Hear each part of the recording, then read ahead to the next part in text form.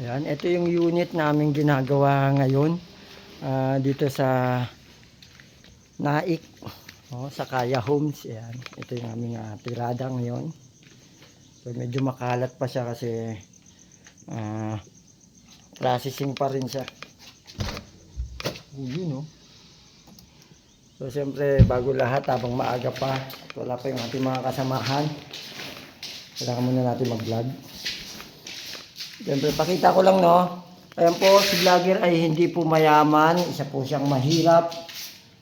Isang poor vlogger. Ayan, so dun po sa mga nagsasabi sa akin, yung mga tao na nagbabas, meron din ito po, sa sariling bulsa po galing yung aking pinamigay or pinatikim o pasasalamat din sa tao. So tinitiis ko po yung aking mga merienda, tinitipid ko para lang po meron ako maipamigay, lalo na kapag linggo.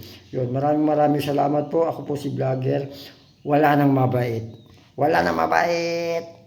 Bye bye, good morning po sa lahat.